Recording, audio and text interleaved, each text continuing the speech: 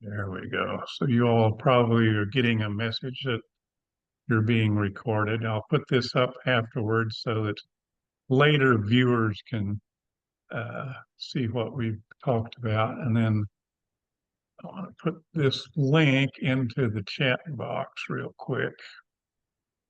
This is the um, here's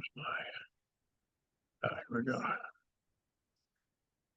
This is your website, so I want to make sure people have access to that if they want to go see more about what you've been up to. Thank Thank you you. so much for joining, Kaitlyn.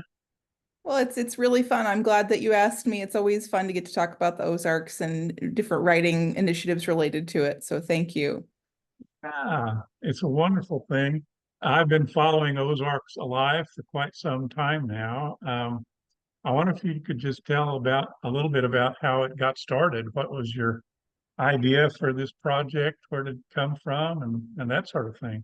Yeah, so the story behind Ozarks Alive really kind of is in a couple of different chapters, and I'll try to keep it fairly brief because otherwise we'd be covering like I guess at this point about 15 years of history, and we don't have time for that. But basically, I am from the Ozarks. My family on my dad's side goes back many generations, and I actually grew up on a family farm out in rural Webster County, Missouri. I didn't really have any deep interest in the Ozarks when I was growing up, although I always liked history. But when I was in high school, I ended up reading a book that probably most folks who are familiar with Ozarks writing will know about. It's called Walk-in Preacher of the Ozarks by Guy Howard, who was an itinerant minister who wandered around the region. And after reading it, it kind of was just really revolutionary for me. I randomly stumbled across it in the high school library, but it was written about his journeys around the region and dealings with people who I suspected were very similar to my own ancestors and kind of their mannerisms and traditions and way of life and things like that. And it really kind of changed my whole framework and how I saw the Ozarks and started thinking about it as a certain place. I think a lot of us have kind of that moment when we think about the Ozarks as a special kind of unique entity or whatever our framework is on what that means. And for me, it was like looking at a whole new world. Even the house and the barn and everything where I was growing up seemed different to me. And I ended up doing some writing about the Ozarks. I began doing a column for the local newspaper about Ozarks history, or really in that time it was Webster County history. I would write about a different site every week. I'll keep the story going quickly. I did that for a couple of years, went to college for journalism. I was convinced that that's what I wanted to do after writing that column. Ended up moving away for about 3 years to Norway, of all places. And while I was there was really where the desire for Ozarks Alive began. I didn't know what Ozarks Alive was. I never thought of that name or anything like that, but I was just so homesick and really heartsick about not being able to write about the region. Social media had sort of just begun to catch on. I was seeing all these things on Facebook and, things that were changing or people passing away or all sorts of things.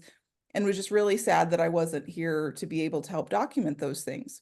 And so when I moved back in 2015, I knew I wanted to figure out some way to do this. And so that's when I decided that I would start Ozarks Alive, which, I figured it was a built-in excuse to get to talk to people and get to ask them about their backgrounds and stories and everything.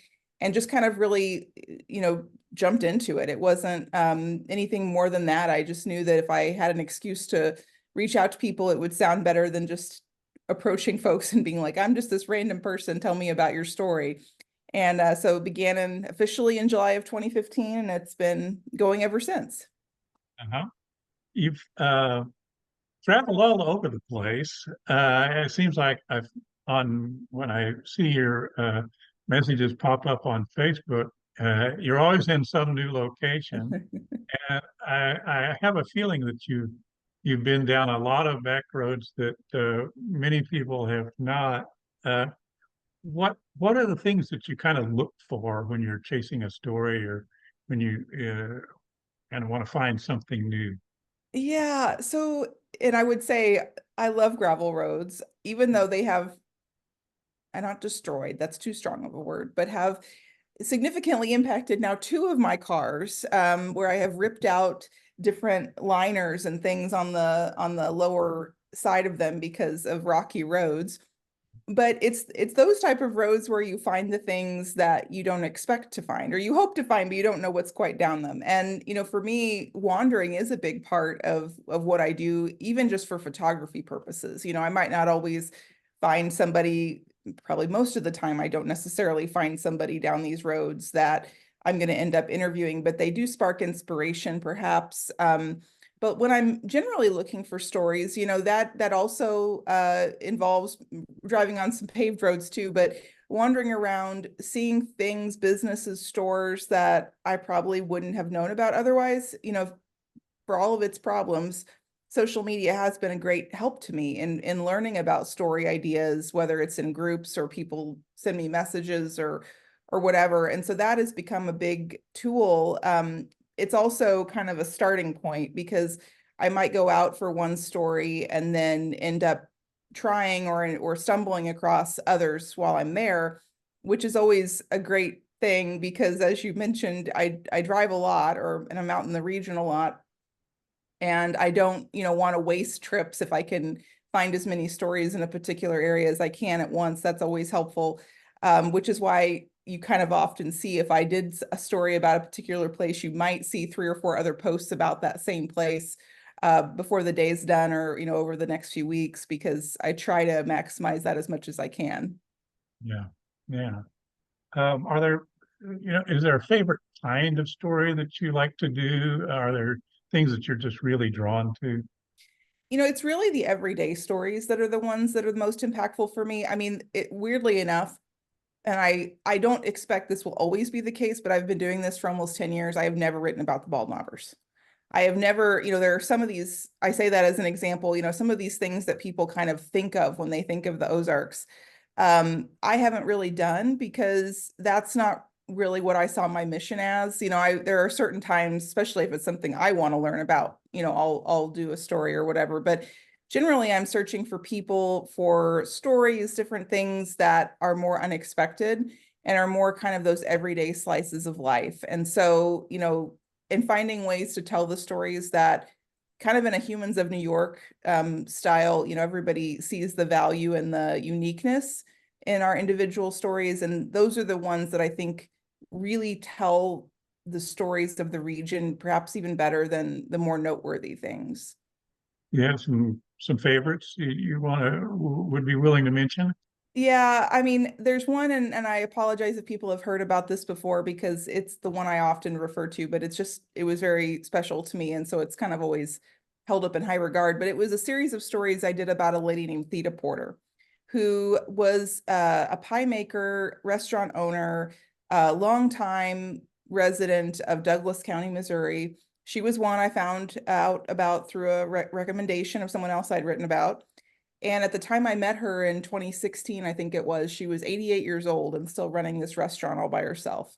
And, she was one, as people often do, who was convinced she didn't have a story and didn't want to talk about it. But she eventually let me come down and interview her and write about her. And this began a friendship. I would stop in most times when I was in the area and see her, and wrote about her several times, especially when she would have birthdays and things.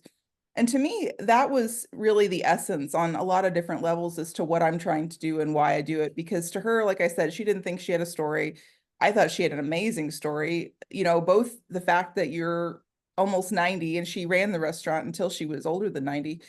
You're running this restaurant, which is so unusual. But the fact that she didn't see it as unusual, this was just her daily life. That's the thing that really got me. It's like, this is, those are the stories. It's not the, you know, flashy things that are maybe telling that narrative, as well as someone who's just living their life the way they've always done it. So Mm. that's one for sure. It will always stay with me. She passed away sadly in 2019, right before COVID. It's sort of weird to think about. She never even knew about that because she died just a few weeks before it really began. But she'd run the restaurant up until like the week before she died. So it was just, if you have to go, I guess that's about as good Yeah, a way as it can happen. yeah. So it's kind of it's the appeal of the everyday that kind of Mhm. attracts you, not the, quote unquote special stories or the, ones that that maybe are more publicized Mhm. or more well known. Is that right? Or that's kind of That's what? right. Yeah, Uh-huh. and I don't want to generalize too much, but partly like I said, what more well-known things have often been documented many times. And for me, with my limited bandwidth, that's not, I don't feel the need as much in those cases to kind of cover the same ground that's already been shared. That doesn't, like I said, keep me from never doing that. But the other part is that this is where I don't want to generalize too much, but there is a tendency in those well-known stories to be pretty stereotypical or kind of follow definitions of what people think the Ozarks is and lean into that. And that's actually something I try really hard not to do. And that's not, everybody doesn't do that, but we have a romantic side of the Ozarks that people tend to like when it's documented a certain way. We have, different things that people really like to think about and talk about and all of this stuff that is part of the story, but it's not the whole story. So that I try to stay Yeah. away from that. Yeah, let's dig into that stereotype a bit if it's all right, because that seems to Mhm. me to be it would be a real temptation and also a pitfall to go that route as a chronicler of the contemporary Ozarks. And I think we all recognize the elements of that stereotype from popular culture. Is that, I mean, do you sort of consciously look away from that, or how do you work with that within that stereotypical framework?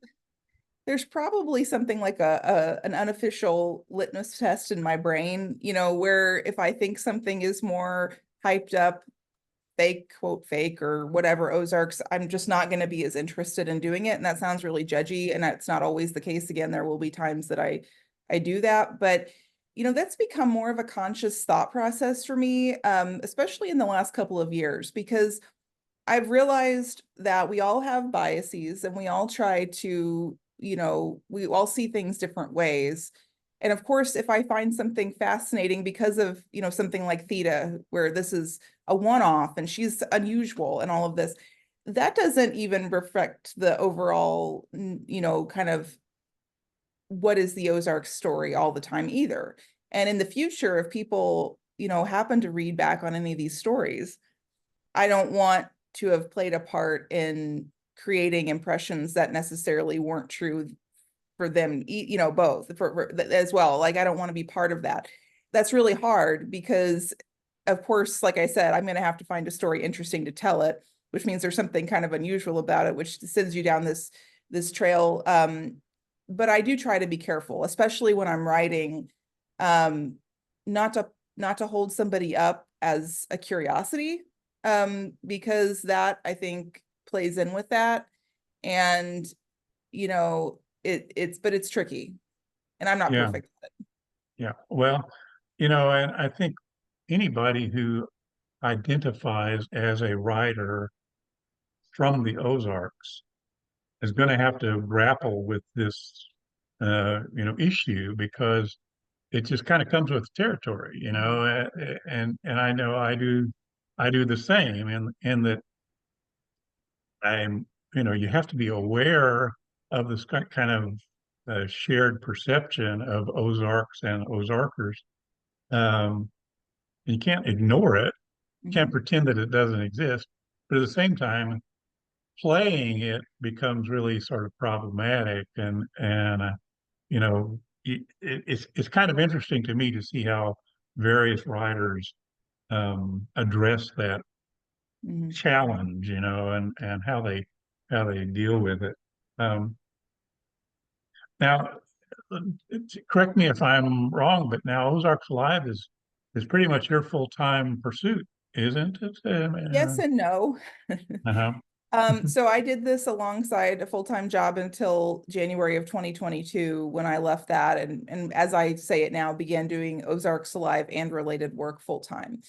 And Mhm. basically that means that I still do not make really any money from Ozarks Alive. I at one time had some corporate sponsors. I still technically have a couple, I don't really do that as much as I did back in the beginning, but instead I sustain myself more with related freelance work. So I've done work with MSU's Ozark Cities Institute and the Community Foundation of the Ozarks. I serve as their writer in residence, which is kind of a contract part-time job where I write about work they're doing in the region. It's pretty complementary with what I'm doing with Ozarks Alive. So it's really, I mean, it sounds like a silly thing, and I don't mean to be sacrilegious by saying this, but I almost see myself more as a missionary, of communication around the Ozarks, because it does take a lot of resources to be able to do this. And, that's something I've just felt was important. I know I don't pretend that I'm the answer to the media gap that we have today, but I am very conscious of that.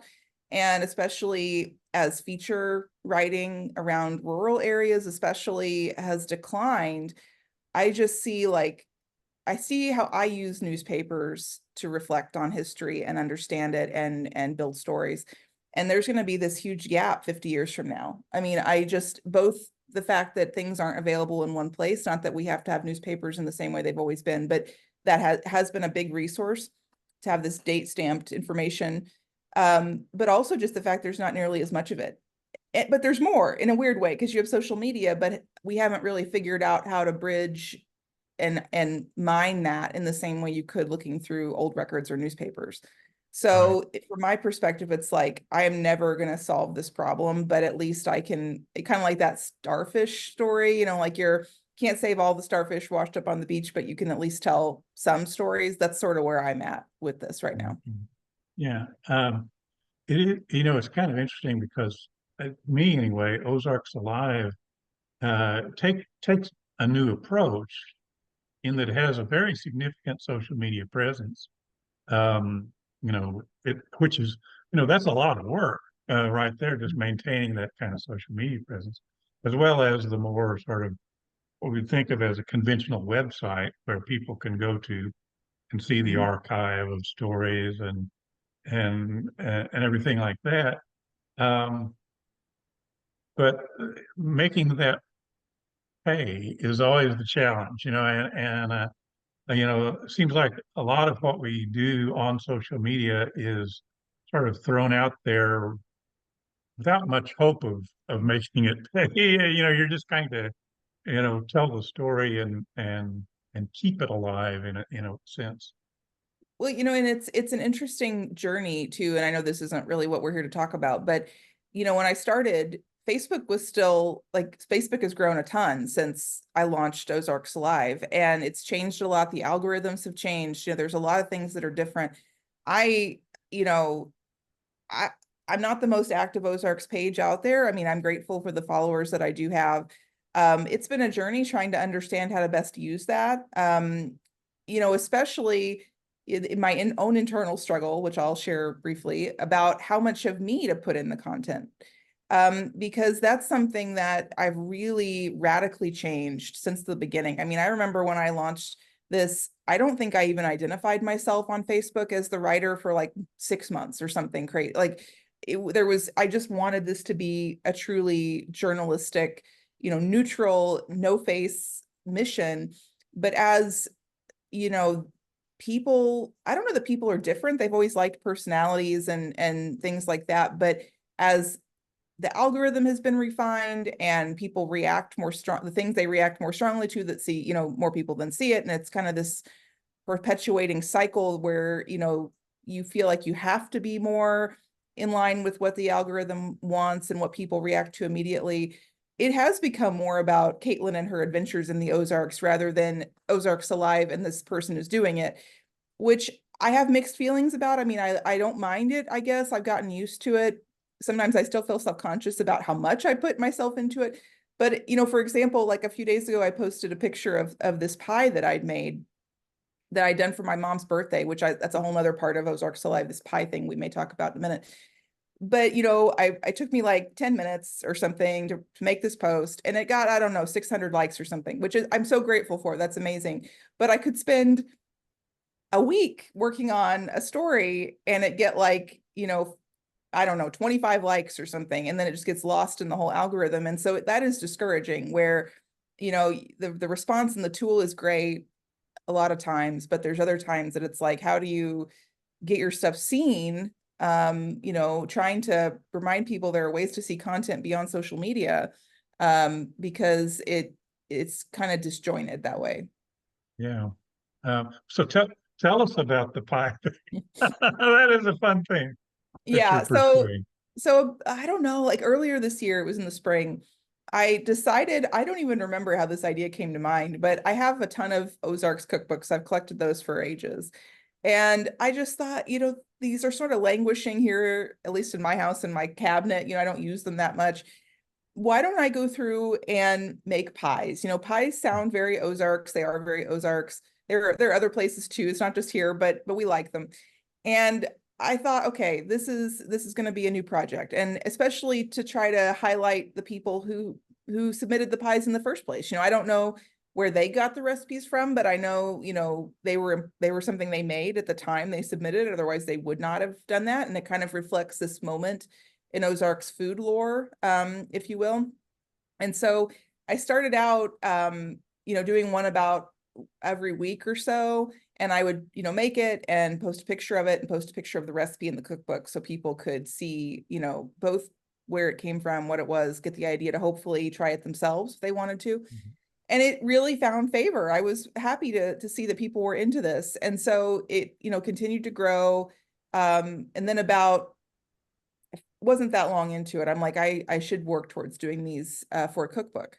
And so that's what I'm working on right now is, you know, I had hoped it was going to be out later this year. I'm not sure that that's the case now, but by early next year, having a cookbook of, you know, I don't know, I don't want to commit to a number. Let's say, you know, over 30 or so, 50-ish recipes that will be ones that people can buy and then, you know, try. And will have baked all of them myself and made sure that they kind of held up to today's measurements and baking standards and all of that. But I've kind of become obsessed with pies in the meantime. That's the short. I went to the library book sale in Springfield last night and bought like 10 more cookbooks. So it's becoming a problem, but It's only a problem if you think it's a problem. Well, speaking of books, though, I do want to remind everybody who's watching to check the chat box where I've put the website for Ozarks Alive because there's merch to be had off that website, and including your passport to the Ozarks travel book. I Is the first volume sold out? There's It a is second currently volume. sold out. Yeah, I'm trying Okay. to figure out what to do about that. You know, it was published in late 2019, so we just hit the 5-year mark, or will next month, since it's been out. And most of it was still okay, like was still relevant, but I was aware of a few places that had closed since it was published or things had changed. And I just felt kind of if I should keep selling it. And so I'm not sure if I'm going to update it or if I'm going to do something different. But anyway, it's current, and I might order one more round this year, but it won't be printed after this year for sure. So, Uh, but Volume two is available, volume however, 2 is available. so Yes. that's there. And I wonder also, since it's at the time of recording here is September, uh, next month you've got an event coming up, Mhm. as I recall. Mhm. So the Ozark Superstitions, Traditions and Legends event. I wonder if you could tell us a bit about that. Sure. Yeah, that this has been a really cool thing that started this year. You know, I've done presentations, especially like for libraries and clubs and stuff for a long time. But I hadn't hosted my own event series. And that was something that I decided I wanted to do this year, both to kind of be able to talk about, you know, things that maybe I hadn't been able to factor into another presentation, or, you know, just have a chance to kind of build an event that meshed up a lot of different things, Ozarks Alive and cultural stuff and all sorts of things. And so I started a series called the Folklore, FOLK space LURE exchange. And basically, I kind of talk about it as a event series that focuses on different topics. They're held at the Kindle store, which is a general store in rural Webster County. It's not a general store in the sense that, you know, you go buy milk and eggs. It used to be, but it was reopened as more of a cultural destination last year. And so it's a beautiful drive out into the country. You get to come here, buy dinner if you want to, and then we all have a good time talking about whatever the topic is that evening that I present on, or have a guest and interview them, or different things. And so I just did, the most recent one was Ozarks Women that I did back in August. And that was so fun. It was just, being able to recount the stories of different women who had kind of been maybe forgotten in some cases, or just more of the backstory behind some others people may not have known everything about that they were curious to hear more about. But then, yes, the final one in the series for this year is about superstitions, legends. And I'm working on that right now. I'm really excited about that. And tickets are getting low. It's, superstitions, legends, lore, all that stuff is always so popular. It's a thing people get really interested in, but Yeah. hopefully it's going to be a good time. And as Halloween draws near, Yes. it'll be the perfect timing for that too. So, Yes. um, let me just remind viewers also that if you have questions to ask Kaitlyn, you can put them in the chat box, and I will relay those, because part of the idea here is just to open up the conversation and let things go. And Kaitlyn, I'll just say, by the way, are you going to be at the West Plains Symposium this year, or the conference? Or I will be there all day on Saturday. I'm not sure what Friday is going to look like, but I've got a commitment in Friday evening in Springfield. But I will for sure be there bright and early on Saturday morning. Be out Oh, there great, great. today. Yeah. So for, if you don't know, there's the Ozark Studies Conference that's held the third Saturday of September, or third Friday and Saturday in September at the MSU campus in West Plains. Over the years, it has become a real kind of gathering point for people who are interested in Ozarks culture in every sort of way, from the literary to the archaeological and everything in between. And so it's kind of a fun event. I think it's So, almost, I mean, in my mind, it's as much a reunion at this point than it is, more information, which I love the talks, and I'm sure most on here know about the symposium already, but the talks are interesting. They're all around a specific theme each year, but it's just a cool thing to get together and have that opportunity, especially since it's free. Anybody can come in and sit in and be there for as much as they can, or as little as they can. And I would also mention, if you're doing that, you probably already know about this too, but it is also the weekend of Hootin' and Hollerin' in Gainesville, which is not, it's about 30 minutes from West Plains or so, depending on how fast you drive. And in my mind, that's always, been one of my favorite fall festival experiences, because is one of the oldest festivals, at least in the Missouri Ozarks, around the fall. And still maintains its really authentic flavor, in my opinion. You have all sorts of things, from outhouse and bed races to pie contests to music to the traditional stuff you'd expect, and then a nightly square dance, which has kind of been touted as a really holdover remnant from the times when square dancing was really common in the Ozarks. So there's my official plug for Hootin' and Hollerin' as well. that's good.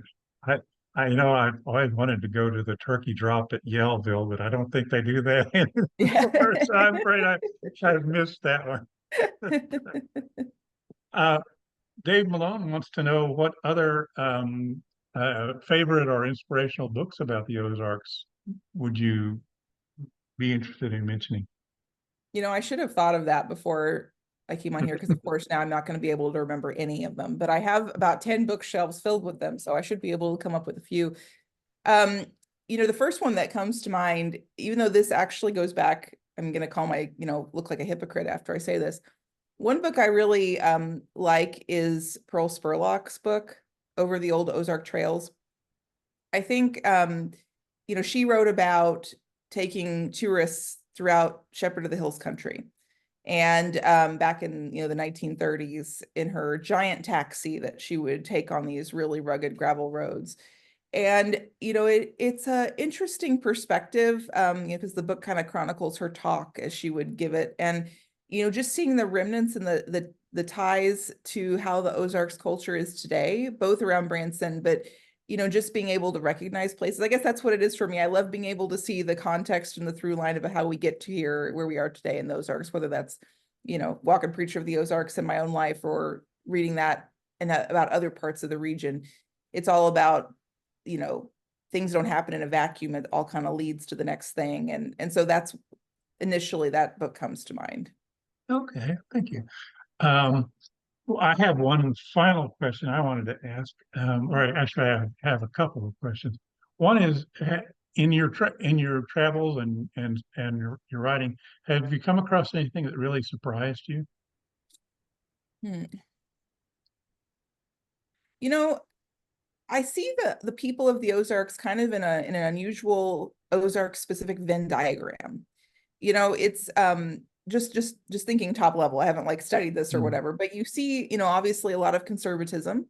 You see a lot of back to land kind of attitudes around wanting to do their own thing and get closer to sustainability and things like that. And there's a lot of commonalities with those approaches. Um, and yet we seem like we think that everybody's very different. But I remember I spoke to an event, this was a few months ago, and it was kind of a last minute thing. I hadn't really prepared that much because their speaker fell through and I was going to be there and they asked me to talk. And I made some comment about how I thought that everybody should have equitable internet access in the rural Ozarks, and I thought they were going to run me out of the event. And it was like, not that you have to use the internet. And I think I said 3 times, I don't think the robots should come take over. Like, this is where we were at in this conversation. But that was very concerning to them because of what the internet, and more technology might mean. And I think that there are some, obviously I have concerns about technology too, not to that level. I think we should all have the choice to use the internet or not. But things that join us are more common than the things that divide us. And I think that can be found in a lot of different ways, even in different groups in the Ozarks, and why they came here and why they're still here. Oh, that's interesting. And my final question was, where are you thinking to go from here? Where do you want to take Ozarks Alive in I the mean, to future? me, it's all about the long game. I don't know if I will, I don't know that this will really look that much different moving forward. I mean, to me, it's all about the documentation. The form of storytelling may change, who knows what, and if I'm still hopefully willing, or I'll be willing, hopefully able to do this 30 or 40 years from now, who knows what storytelling will look like at that time. And so that may evolve. But it's more about the consistency. I think, I've realized that I need to live, I need to support myself. That's part of the equation too, but the storytelling will always be there, whether that's, aside a job in the future, or it's, figure out how to make $1 million and, whatever, that'd be great. I'd be all right with that. But just figuring out how to continue to document things as they change, because, it's interesting in a sad way. A lot of people I've interviewed have died since this started. And things have changed. Businesses have come and gone, traditions have evolved. This, even places I've written about are maybe in a different place than they were years ago when the first story was done. And so to me, it's all about that ongoing effort to document things. Yeah. Uh, I think it's going to be a real challenge, because we do see, just again, sort of from the 30,000 foot view, we see so much cultural change happening across the landscape, and not all of it is going to lend itself toward preservation, or uniqueness, things like that. There's a lot of um, homogenization Mhm. forces at work, which in some ways makes the Ozarks less interesting or less distinctive over time. Um, but at the same time, that's not inevitable or universal either. So in Well, some ways, well, finding the stories is becoming, is constantly going to be a challenge, I guess. well, and I know we're down to 4 minutes, so I will say this very briefly, but and I think recognizing that we don't want to prop up culture is something I think about too. Like when we talked about, my attitudes around stereotypes and things, it makes me very sad when things change that I really enjoy. But I don't, I realize that things do change. That's how it's always been. And Hmm. whatever the Ozarks of today is like is going to be different than tomorrow, and tomorrow is going to be different than the next day, and it's just going to keep evolving. It's just whatever version of the Ozarks has the timestamp on it, is going to reflect what it's like then. And so I think appreciating things while they're here, seeing where changes do need to happen is, that's not my role as a documenter, but just seeing that from a outside view and really just knowing that you have to be okay with things changing and where it's, well, that's a whole nother conversation, if you want to get involved in not in things not changing, that's a different thing. But, in terms of not lamenting things that don't always just stay the same. That's a very good point. I appreciate that observation. And you are right. We are down to our last couple of minutes. So, but maybe would be a good spot to end the conversation on. But just let me remind everybody who is watching either live or in the future as this will be recorded and posted. The address is ozarksalive.com. That's the place to go to access. I guess it's your complete library pretty much of stories, isn't it? It's all on there. The search functionality at this point on whatever date today is in 2024 is not the best. Hopefully in the Mhm. future it's better, but you can always search for a topic and Ozarks Alive on Google, and that tends to be a little better to find stuff. Okay, a good point. And then go over to the right and click on the store, order the books, get your tickets for the superstition event while they last. Yes. They're running low. Uh, so thanks so much, Kaitlyn. I really Thank you. appreciate the chance to talk. Well, I Um, appreciate the invitation. Have a good day, and I look forward to all seeing right, all of you, hopefully in West Plains. that's right. Bring pie. Bye bye, and thank you so Bye-bye. much.